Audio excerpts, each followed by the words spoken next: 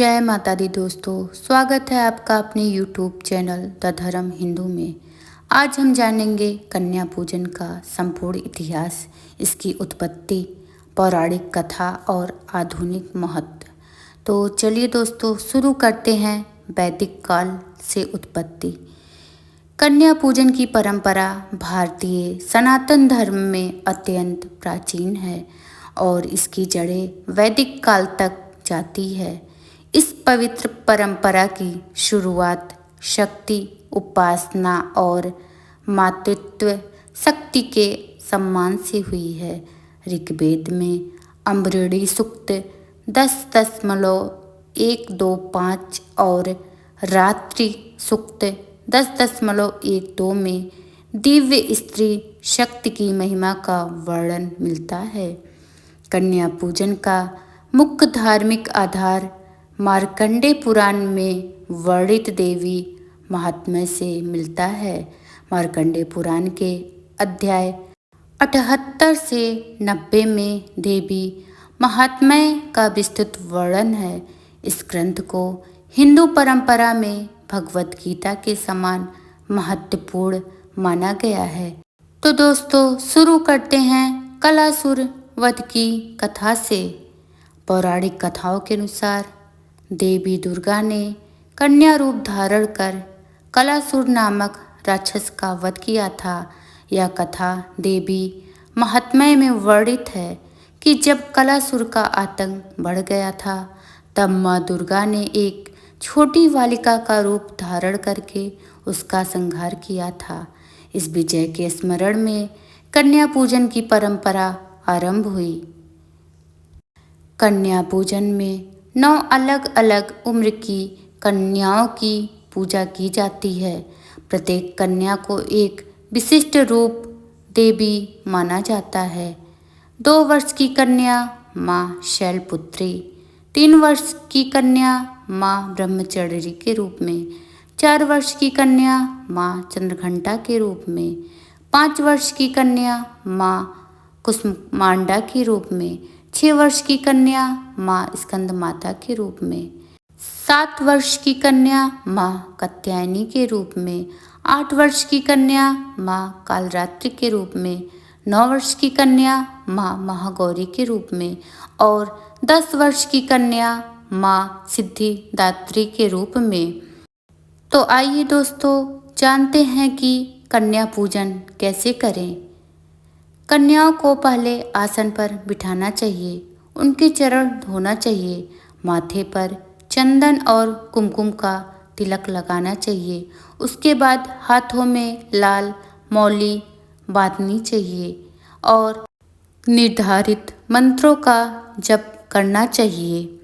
या देवी सर्वभूतेषु कन्यारूपेण संस्थिता नमस्तस्यो नमस्तस्यो नमस्तस्यो नमो नमः। कन्या पूजन में विशेष प्रसाद तैयार करना चाहिए। हलवा, पूरी, चना, खीर, फल और मिठाइयाँ। कन्या पूजन वास्तव में दिव्य स्त्री शक्ति की उपासना है। हिंदू दर्शन में स्त्री को प्रकृति और पुरुष को चेतना माना गया है। इन दोनों के मिल से ही सृष्टि का संचालन होता है। छोटी कन्याओं को निर्दोष और पवित्र माना जाता है क्योंकि उनमें अभी तक सांसारिक द्वैत का प्रभाव नहीं आया है। वे दैवीय ऊर्जा के लिए उपयुक्त माध्यम मानी जाती हैं। दोस्तों, प्राचीन काल में मंदिरों में देवदासी परंपरा थी जहाँ कन्याओं को देवी का प्रतिनिधि मानकर पूजा की जाती थी। यह परंपरा 3री शताब्दी ईस्वी से विकसित हुई। 6वीं से 13वीं शताब्दी तक कन्या पूजन की परंपरा का व्यापक विकास हुआ। इस दौरान राजसी संरक्षण में यह परंपरा फली फूली। देवी भगवत पुराण में कन्या पूजन की महिमा का विस्तृत वर्णन है। इसमें कहा गया है कि अष्टमी और नवमी के दिन कन्या पूजन करने से सभी पाप नष्ट हो जाते हैं। अग्नि पुराण में नौ दुर्गा के विशिष्ट नाम दिए गए हैं जो कन्या पूजन से जुड़े हैं। रुद्र चंडा, प्रचंडा, चंडुका, चंडनायिका, चंडा, चंडवती, चंडरूपा, अतिचंडिका, उग्रचंडा। आधुनिक समय में कन्या पूजन का महत्व और भी बढ़ गया है क्योंकि यह स्त्री सम्मान को बढ़ावा देता है, समानता की भावना विकसित करता है, दान दक्षिणा और परंपरा को जीवित रखता है, सामुदायिक एकता को मजबूत करता है।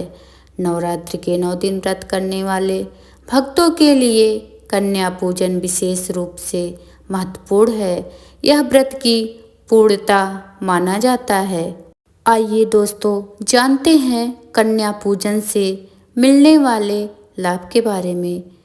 सभी पापों का नाश होता है, देवी दुर्गा की कृपा प्राप्त होती है, धन संपत्ति में वृद्धि होती है, मानसिक शांति और सुख मिलता है, मोक्ष की प्राप्ति होती है, नवग्रहों की शांति होती है और संतानहीन व्यक्तियों को संतान की प्राप्ति होती है।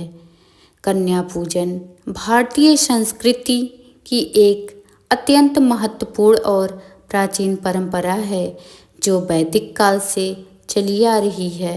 यह परंपरा न केवल धार्मिक दृष्टि से महत्वपूर्ण है बल्कि सामाजिक और नैतिक मूल्यों को भी स्थापित करती है।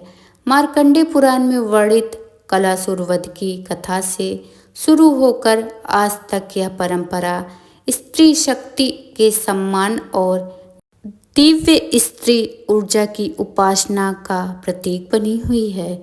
इस पवित्र अनुष्ठान के माध्यम से न केवल देवी दुर्गा की कृपा प्राप्त होती है बल्कि समाज में स्त्रियों के प्रति सम्मान की भावना भी विकसित होती है।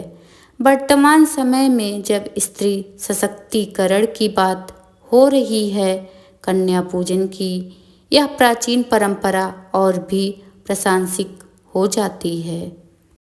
धन्यवाद दोस्तों यह वीडियो आप लोगों को कैसा लगा? अगर वीडियो पसंद आया होगा तो हमारे इस वीडियो को लाइक, कमेंट बॉक्स में जय माता दी और चैनल को सब्सक्राइब जरूर कीजिएगा। जय माता दी दोस्तों।